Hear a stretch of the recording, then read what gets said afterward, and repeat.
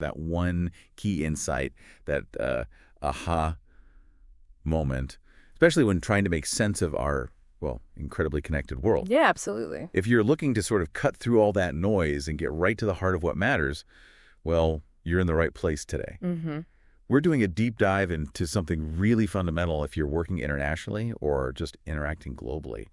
The huge role cultural insights play in, well, marketing, business strategy, everything, really. And we're not just talking theory here, are we? This is about real-world stuff. Deals getting done or not getting done. Relationships working or falling apart. Exactly. Our mission today, really, is to dig into some fantastic experiences and observations from people who've been there, done that. We want to pull out the practical wisdom for you. Yeah, distill it down. Right. Show how sometimes just changing how you communicate or even asking a question can make or break a massive deal. Or how culture, maybe even more than tech, decides who wins in something like, say, the global car industry. We want to help you navigate these global interactions with a bit more confidence, more clarity. And we got some really fascinating nuggets lined up, like how completely different cultural styles affect innovation in cars. Think Germany versus Korea. It's quite a contrast. Oh, yeah. We'll also explore how just asking a question, something so simple, can be surprisingly tricky or even critical in cross-cultural situations. That one's fascinating. And we'll hear real stories like navigating trust issues and communication snafus between giants like Bosch and Hyundai, and even how a tiny cultural slip-up can snowball into a massive project headache. So let's get into it. Sounds good. Okay, so the world's more connected than ever. We all know that. Huge opportunities, obviously, but also a big challenge. How do we actually talk to each other effectively across all these borders? How do we really understand where someone else is coming from? It's tricky. It really is, and that's exactly why getting these cultural insights isn't just like a nice to have. It's fundamental. It's essential for success today. Understanding these differences isn't just about being polite. It's actually a strategic advantage. Right. We see this through people like Aline Verdine. She spent 6 years living in Korea, really immersed, and is passionate about bridging that gap between Europe and Korea using cultural understanding. And then you have someone like David. He's got a PhD in engineering but acts as a cultural ambassador. His background is so diverse internationally, and he sees these common, recurring communication challenges everywhere. Interesting. The engineer seeing the human communication patterns. Exactly. And he really pushes for this idea of a two-way exchange, not just one side telling the other, but genuine back and forth, which is vital. So really, whether you're trying to grow a business or work in an international team, or honestly, even just understand world events better, getting this cultural piece is kind of the foundation, isn't it? It absolutely is. It changes how you see things. Okay, so let's make this concrete. Let's look at a really high-stakes example where you can see culture playing out. The global car industry. It's like a perfect storm of innovation, competition, and, well, culture. It really is. And David had some great points on this. He talked about how Germany and Korea, both massive players in automotive, reacted very differently to disruptors like Tesla. Okay. So Germany. Germany, he described, has this focus on legacy perfection. They excel at the internal combustion engine, incredible engineering. So their focus was on perfecting that, making it better, more efficient. So refining what they already mastered. Exactly. Which meant perhaps they were a bit slower to react when something completely different, like electric cars, really took off. They were optimizing the known quantity. Okay, that makes sense. Dedication to excellence, but maybe within a specific paradigm. So how did Korea approach it? Very differently. Korea, he pointed out, went for a really proactive, almost simultaneous strategy. They started developing both electric and hydrogen technologies pretty much at the same time. Wow, okay. Hedging their bets or just moving faster? A bit of both, maybe. Yeah. It showed incredible adaptability, real speed in reacting to where the market might go. And that flexibility, plus their really strong, agile supply chains, let companies like Hyundai and Kia seriously boost their global brand and innovation power very quickly. That's a massive difference in approach, isn't it? Yeah. One focused on perfecting the present, the other racing towards multiple futures. Totally. It really makes you think how these underlying cultural mindsets shape not just business strategy, but the whole speed of technological change and who leads globally. It's not just about the car itself. No, it's the philosophy behind it. So the cars themselves show these cultural differences. But what about the relationships between companies? You mentioned trust. In global business, that seems like the absolute bedrock. Yeah. How do you build it when the basic rules of communication, the expectations, can be so different. Oh, it's absolutely critical, and often it's the first thing that gets forgotten or mismanaged when problems arise. Hendrik Nalby really highlighted this, how important local cultural awareness is, especially in places like German-speaking regions, for making sales, for building any kind of lasting business relationship.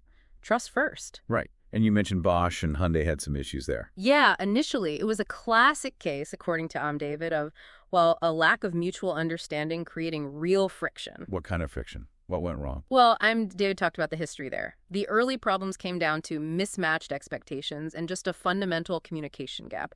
He told the story where he had to mediate. Yeah, because the Korean customers were getting really frustrated. They felt Bosch engineers weren't communicating enough about a quality control issue with a part. There were no updates or not enough. Okay, so silence was perceived negatively. Exactly. From the German side, the testing was ongoing, progress was being made, but the style of communication, maybe less frequent, more focused on final results, just wasn't meeting the Korean expectation for constant updates and transparency. So it wasn't necessarily a technical problem, but a communication style problem. Precisely. So how did David fix it? He basically acted as a translator, not just of language, but of process and expectation. How so? He clearly explained the entire testing process to the Korean side step by step, took the mystery out of it, and then, crucially, he got Bosch to agree to a simple weekly report, just a regular update. Seems simple, but I guess incredibly effective. Totally. That regular, predictable communication built the trust that was missing. It showed progress. It showed engagement. It wasn't about the tech failing. It was about fixing the communication process around the tech. And that resolved the issue, strengthened the whole relationship. That's such a key point. It's not just communicate more, it's agree on how and when you'll communicate. That shared process builds the trust. These aren't just corporate stories, are they? They're really about the human side of business. Patience, clear processes, empathy. They can turn things around. Absolutely. The human element is everything. Okay, let's pivot to another fascinating human element. Just asking questions. Seems straightforward, right? But why is it sometimes easy, encouraged even, and other times really difficult? It's a great question, and the cultural differences are stark. Hendrik Nubbe mentioned that in some places, like parts of Germany, asking questions can sometimes be seen as, well, a sign you weren't listening properly, or maybe even a sign of weakness. Really? Like admitting you don't know something? Kind of, yeah. And David shared an even more potent example.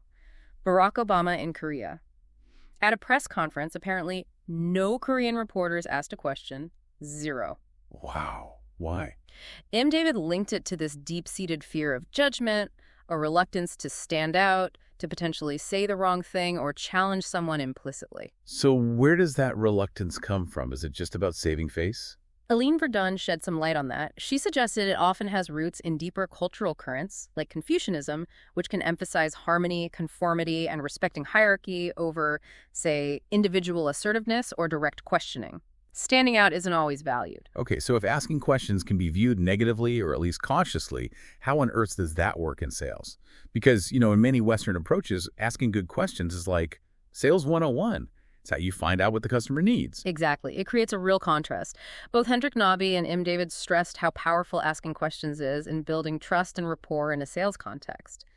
David specifically contrasted it with what he called a product teaching approach. Meaning just lecturing about features. Right. Instead of just listing specs, you engage the client by asking thoughtful questions about their situation, their challenges, their needs.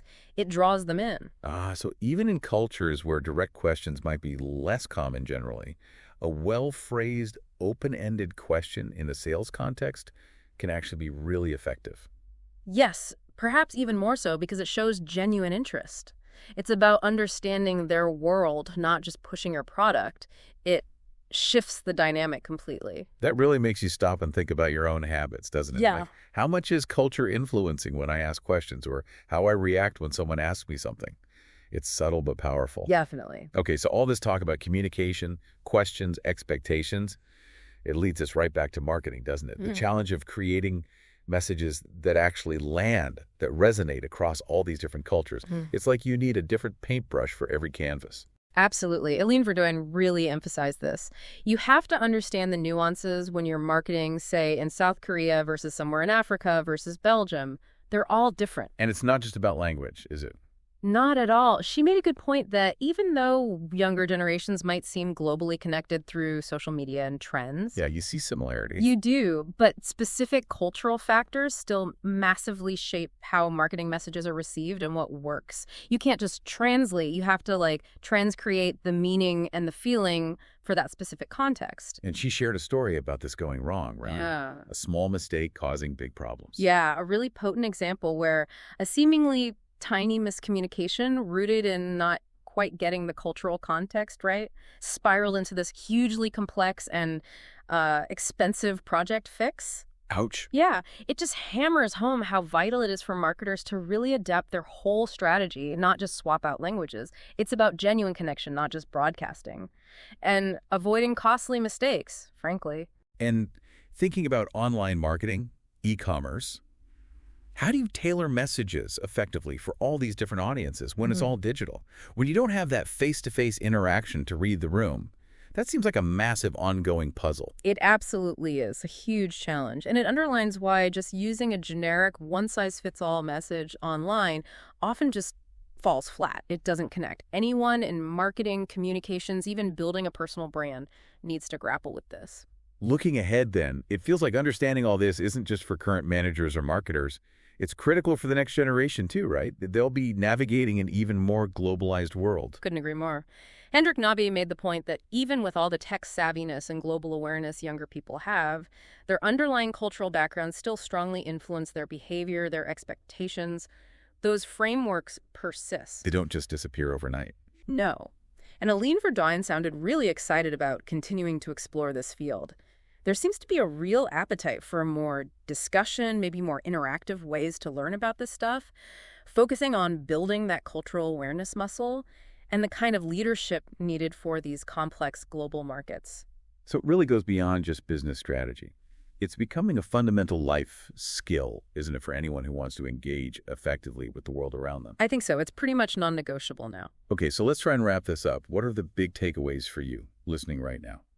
Well, we've seen how crucial cultural intelligence is, right? It's not optional. We've seen the power of communication and maybe more importantly, the power of agreed upon communication processes for building trust. Yeah, and adaptability.